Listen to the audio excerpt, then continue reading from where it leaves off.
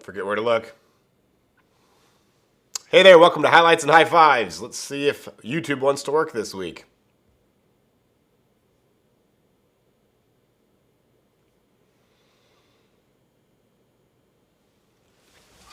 According to the streaming device, it works just fine. Let's see what YouTube thinks and Facebook. Anyway, again, welcome to Highlights and High Fives. I'm Derek Schwinn, local real estate agent, community enthusiast, and busybody, I guess, around town with all kinds of other things. So just coming today with some real estate housing updates. Haven't done that for a little while. Going to do that once a month moving forward and touch on it here and there on our weekly updates. Lots of other good things going on out there in the community. I'll save that for next week and the weeks coming up. But just wanted to, like I said, talk about some housing numbers. Spring market is going to start kicking in here before too long. So if you're in the market to make a move, thinking about it maybe for 2026, whatever it might be, information is power, and it's good to know what's going on. So let's see here. To start off, I personally like to start with competition. What kind of competition's out there if you're wanting to get on the market or compete in the market, whether you're buying or selling? Competition is important. So first of all, we're going to start with competition. Okay, like our slide says, in the box there at the top, this is the format I've gone with here lately. So if you'd like to give me any constructive feedback on how it's better to represent numbers on some of these kind of hard to put together topics, love for that constructive criticism and feedback. But at that box there in the middle is our current numbers for today as it stands, the best we can nail down what those numbers are. And so as you see here, new listings for today, and by the way, I should have put an asterisk here at the bottom that this is Marysville School District specifically. That's it. In the future, we'll cover some other stuff. But here we have 12 new listings, 50 active, 54 pending, and 48 sold in the last 30 days. That's the number I like to look at. So what do each of those things mean if those are new to you? Active is what's available on the market right now that's not in contract, available that you could submit an offer for and potentially get it accepted. I get housing updates from Zillow just as another way to stay informed on what's going on out there, and I forget what the number was. But I think it said there were probably, according to this number, it would be about 104 homes for sale. So to me, that's a bit misleading. So if you get those and you see that there's 100 homes for sale, well, 54 of them right now are in contract with the Marysville School District. So they're not really for sale and available, but they're listed for sale with a contract. So anyway, a bit of nuance in all of these things. And I try to work in the gray area to try to help educate on some of those things, because even for me doing this on a regular basis, it's still a little bit of a nuanced art that can be hard to keep up with. But you're probably thinking, those numbers really don't mean anything to me. What's the big deal? I would agree. Excuse me. Here at the bottom, let's see if I can use my handy dandy pen.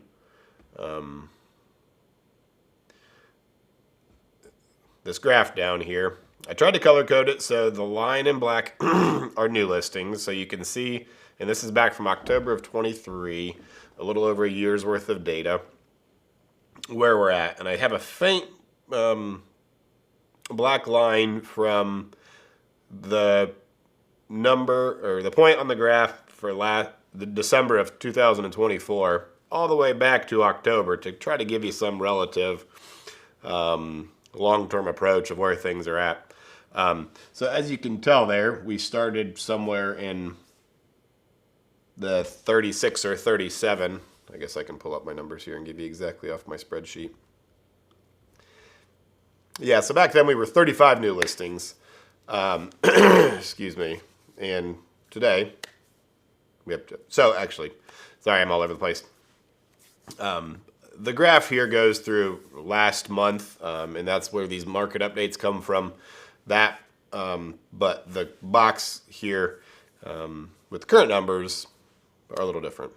And I'm sure I just confused you with that. So anyway, trying to make all of this relative so you can have some understanding of where things are going, where things have been, what's normal, and so on and so forth. So again, these little faint lines here at the bottom of the graph are helping you understand kind of that long-term how things are moving. Obviously, some are up, some are down, but it helps paint a picture of what's going on. So, enough rambling. The good thing is, if you're buying a house, the white line here shows that we are up a fair bit from where we started. 31 houses on the market back in October of 23. So, you've got more options. Unfortunately, we'll get to a slide that says people are asking more for their houses, so the price is going up. But when I get asked how's the market, it always depends. Are you buying? Are you selling? What's your situation? So anyway, according to this graph, the new listings are down compared to where they were 14 months ago. They were up, but we're seeing a decline. So obviously here in this graph, we have this section going down, which could indicate month over month, things are going down. That's also a seasonal thing that goes on this time of year. This is the slow point of the year. But like I said earlier, we get that springtime market that starts to trail back up. I've had years in the past, 5 or 6, 7 years, that I think this is the year it's not going to take back off. And it seems like every year, for the most part, it takes right back off, just like normal, and goes crazy. So there's that. But again, the white line is consistently going up fairly well. So options are better. Days on market get longer and give you less of a competitive situation. So if you're trying to get into a house, those are good situations. So anyway, we'll move on to the next slide. Pricing. So what does it mean to look at pricing? So asking price, like I said, we are up a fair bit in the last 14 months. So we started back in October of 23, asking price was $422, and now we're at $497. So when you hear people say they sold their house in record time above asking price, that comes with a caveat, in my opinion. What did you list it for? And where was the real market value? Market value is a real estate agent, and just in general markets is what a ready, willing, and able buyer is willing to move forward with on buying a house. So if that is $100,000 and you list it at $90,000, well, of course you're going to sell pretty quick for above asking price because you offered it low, just like common sense would dictate.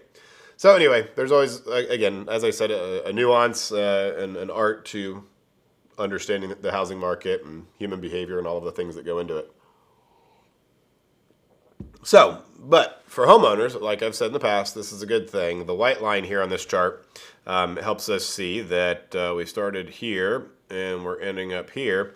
So we went from 317 back in October of 23 to 371 as an average sales price for a house in the Marysville School District. So if you're a Marysville homeowner, that's good. But also if you're a buyer, that means this is a place where prices are appreciating. Now, that being said, a lot of the other content I'm working on getting out is about the school levy and the future of our community and who do we want to be when we grow up, as some people phrase it.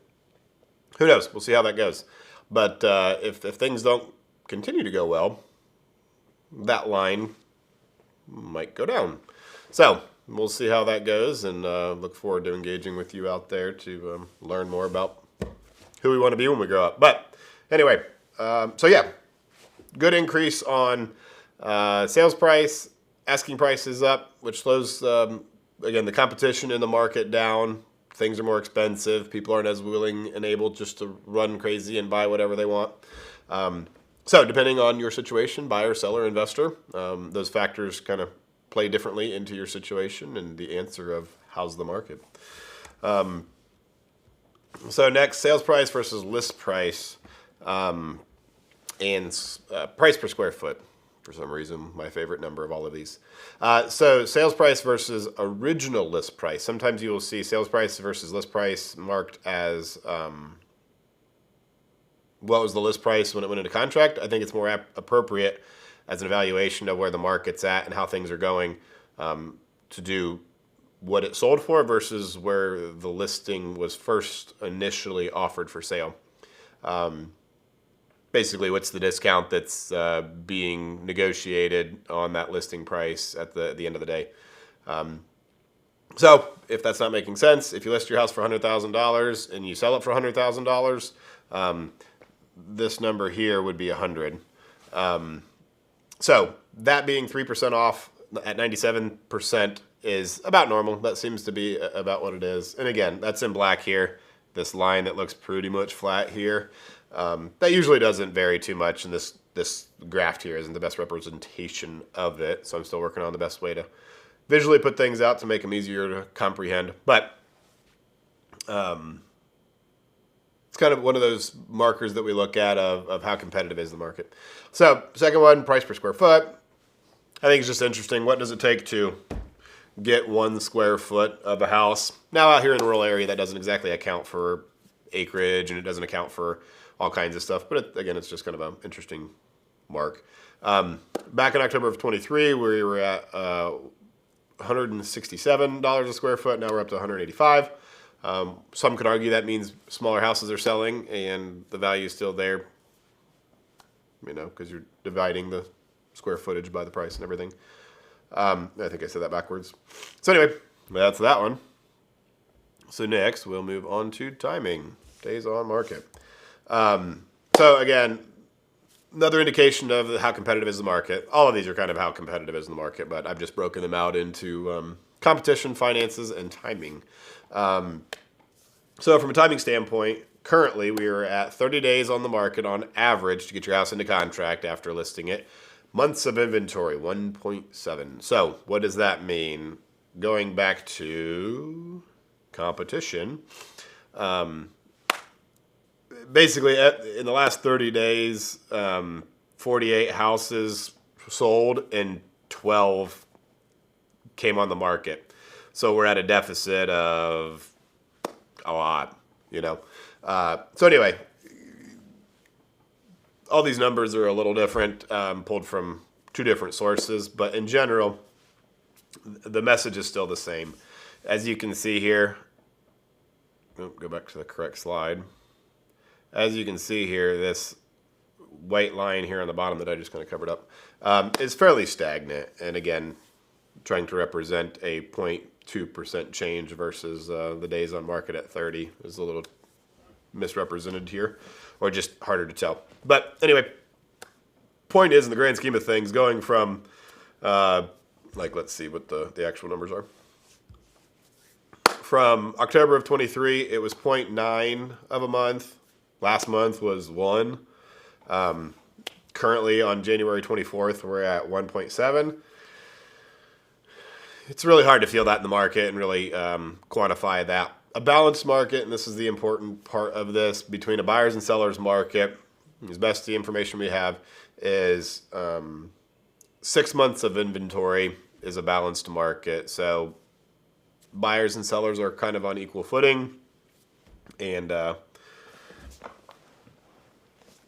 not either one really has a leg up on the other one. So that being said, still a strong seller's market, and there is a bit of a slowdown. 30 days on market is a whole lot better. It was at 15 back in October of 23.